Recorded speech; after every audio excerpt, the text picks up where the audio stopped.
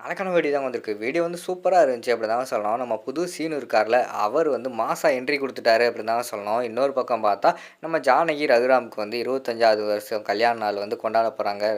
கிராண்டா வந்து அதெல்லாம் பார்க்குறப்போ சேனலை மட்டும் மறக்காம லைக் அண்ட் சப்ஸ்கிரைப் மட்டும் பண்ணிடுங்க. ஃபஸ்ட்டு எடுத்த உடனேயுமே வந்து நம்ம ரகுராமோட அம்மா இருக்காங்கல்ல, அவங்க வந்து தேதியை கிழிக்கிற மாதிரி தான் காட்டிக்கிட்டு இருக்காங்க. கிழிச்ச உடனே அவங்களுக்கு ஞாபகம் வருது. நாளைக்கு வந்து நம்ம ரகுராமுக்கும் ஜானகிக்கும் 25வது வருஷம் கல்யாண நாள் ஆச்சே, அதை வந்து நல்லா கொண்டாடணும். கொண்டாடினா தான் வந்து அவங்க 2 பேத்தையுமே வந்து சேர்த்து வைக்க முடியும் அப்படின்னு சொல்லிட்டு அவங்க ஒரு பக்கம் யோசிச்சுக்கிட்டு இருக்காங்க. இது நம்ம சொன்னால் கேட்க மாட்டான், ஜோசியக்காரங்களை கூப்பிட்டு கேட்டுருவோன்னு சொல்லிட்டு ஜோசியர் வந்து கூப்பிடுறாங்க. ஜோசியர் வந்து வந்துடுறாங்க.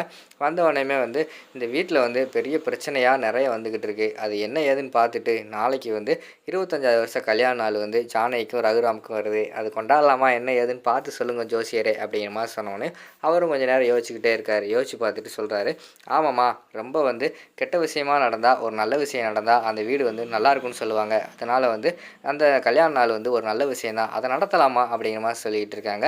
எனக்கு வந்து அதில் விருப்பம் கிடையாது அப்படி சொல்லிட்டு ரகுராம் வந்து மூஞ்சில் அடித்த மாதிரி சொல்லிடுறாங்க. என்னப்பா சொல்லிக்கிட்டு இருக்க, இது 25வது வருஷம் கல்யாண நாள், இது வந்து கொண்டாடணும். 25வது வருஷம் வந்து வாழ்க்கையில் ஒரு முறை தான் வரும், கொண்டாடித்தான் ஆகணும் அப்படின்னு சொல்லிட்டு அவங்க அப்பா அம்மா வந்து சொல்லிக்கிட்டு இருக்காங்க. இல்லைம்மா, எனக்கு இது பிடிக்கலை, இந்த இந்த சூழ்நிலையில் வந்து இது கொண்டாட வேணாம்னு சொல்லிட்டு எனக்கு தோணுது அப்படிங்கிற மாதிரி சொல்லிகிட்டு இருக்காங்க.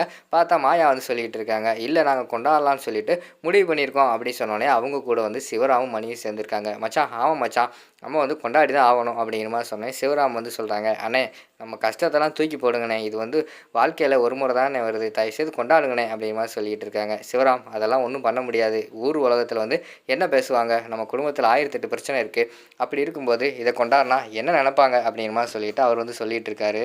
உடனே பத்மா வந்து சொல்லிக்கிட்டு இருக்காங்க, அதானே 1008 பிரச்சனை வந்து ஊருக்குள்ளே வந்து நம்மளை பற்றி தப்பு தப்பாக பேசிக்கிட்டு இருக்காங்க. இந்த நேரத்தில் நம்ம சந்தோஷமாக இருந்தால் பிறகு எல்லாத்தையும் மறந்துட்டு நம்ம இப்படியெல்லாம் பண்ணுறோன்னு சொல்லிட்டு பிறகு நம்ம மானத்தையே வாங்கிடுவாங்க, அதெல்லாம் சரிப்பட்டு வராது அப்படிங்கிற மாதிரி சொல்லிக்கிட்டு இருக்காங்க. உடனே வந்து மணி வந்து சொல்கிறாங்க, ஏ பத்மா, நீ கொஞ்ச நேரம் உன் வாயை மூடுறியா? ஏதாவது ஒரு பிரச்சனைனா வாய் உன் வாயாக தான் இருக்குது, உன் வாயை முதல்ல மூணுனா சரியாக போகும், அதெல்லாம் ஒன்றும் கிடையாது, நம்ம பார்த்துக்கலாம், ஊர் வாயெல்லாம் அடைக்க முடியாது அப்படிங்கிற மாதிரி சொல்லிட்டு மணி வந்து சொல்லிக்கிட்டு இருக்கிற மாதிரி காட்டிக்கிட்டு இருக்காங்க. உடனே வந்து நம்ம ரகுராம் வந்து சொல்கிறாங்க, இல்லை மச்சான், அதெல்லாம் சரியாக வராது, பத்மா சொன்ன மாதிரி இந்த இது கொண்டாடினா வந்து சரிப்பட்டு வராது, எனக்கு வந்து இந்த இந்த ஃபங்க்ஷனை வந்து கொண்டாட வேணாம்னு தோணுது, அவ்வளோதான் நான் சொல்லிட்டேன் அப்படின்னு சொல்லிட்டு ரகுராம் வந்து எந்திரிச்சு போயிடுறாங்க. உடனே எல்லாருமே பிளான் போட்டுக்கிட்டு இருக்காங்க, என்னடா பண்ணுறது, இப்படி போயிட்டாரே வந்து அப்படி சொல்லிட்டு யோசிச்சுக்கிட்டு இருக்காங்க. அப்போ பார்த்துக்கிட்டோம்னா நம்ம மணியும் மாயாவும் தான் யோசிக்காங்க, பேசாமல் தனத்தை பேச சொன்னால் இப்படி, தனம் பேசினா கண்டிப்பாக வந்து மாமா கேட்பாரு அப்படிங்கிற மாதிரி சொல்லிக்கிட்டு இருக்காங்க.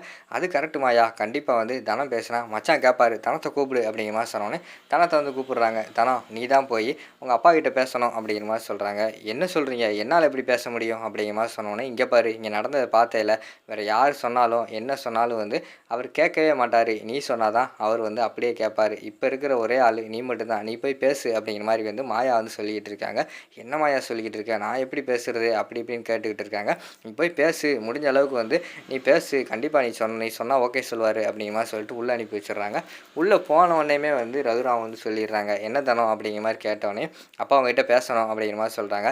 இங்கே பாரு, அந்த ஃபங்க்ஷனை பற்றி மட்டும் பேசாத அப்படிங்கிற மாதிரி சொல்லிடுறாங்க. இல்லைப்பா, நான் அந்த ஃபங்க்ஷனை பற்றி தான் பேச வந்தேன், தயவுசெய்து புரிஞ்சுக்கோங்கப்பா, ஆல்ரெடி வந்து நீங்கள் இதுக்கு முன்னாடியே சொல்லியிருக்கீங்களே, எனக்கும் மாயாவுக்கும் கல்யாணம் நடந்ததுக்கப்புறம் இந்த வீட்டில் வந்து ஃபங்க்ஷனே ஒன்றும் இருக்காது, அதுக்கடுத்து என்ன ஃபங்க்ஷன் இருக்க போகுதுன்னு கேட்டப்போ எங்கள் கல்யாண நாள் தான், அதை வந்து பயங்கரமாக கொண்டாடணும் அப்படின்னு சொல்லிட்டு நீங்கள் ஆசைப்பட்டீங்களப்பா, அப்பையிலேருந்து எனக்கும் ஆசையாக இருக்குப்பா, உங்களையும் அம்மாவை வந்து கல்யாண நாளை பார்க்கணும்னு சொல்லிட்டு, உங்கள் கல்யாணத்தை தான் பார்க்க முடியல, இதையா பார்க்கணும்னு சொல்லிட்டு நானும் ஆசையாக இருந்தேன், என் ஆசையை நிறைவேற்றுங்கப்பா அப்படிங்கிற மாதிரி சொல்லிக்கிட்டு இருக்காங்க. அதெல்லாம் முடியாது, நான் தான் சொல்லிட்டேன்ல, இதெல்லாம் சரிப்பட்டு வராது தனம் அப்படிங்கிற மாதிரி சொல்லிக்கிட்டு இருக்காங்க.